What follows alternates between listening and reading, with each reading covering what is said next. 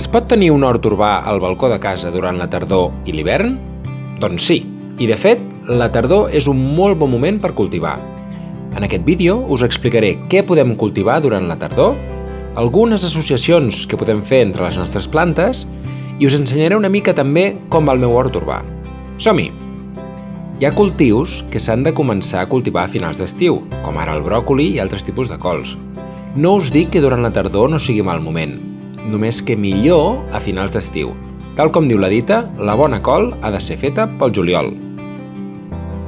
Què podem cultivar a la tardor i que ens aguanti durant l'hivern?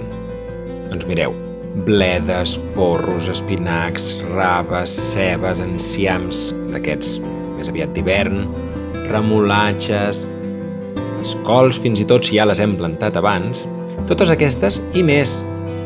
Però jo estic provant amb tot això, només, de moment. Hi ha qui pensarà, renoi, no t'hauràs passat? Doncs mireu, l'any passat vaig decidir que com a l'hivern estem més a casa, és una molt bona oportunitat de dedicar més temps a l'hort. Així que endavant i ja veurem què surt. Quines verdures es poden associar? Una associació de cultius vol dir que dues plantes es poden cultivar juntes, intentant mantenir un espai perquè es puguin desenvolupar correctament, però a la vegada poder-les posar a prop l'una de l'altra.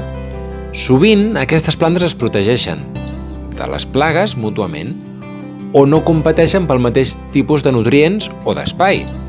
És a dir, que les posem juntes perquè el rendiment, en teoria, ha de ser millor.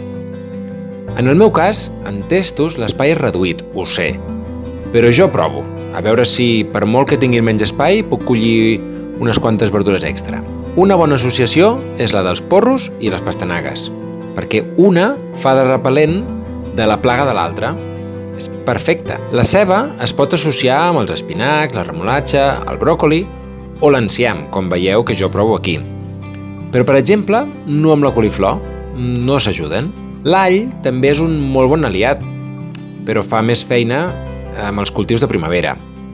Per últim, les calèndules o els tagets són flors aliades que van molt bé per tenir a l'hort.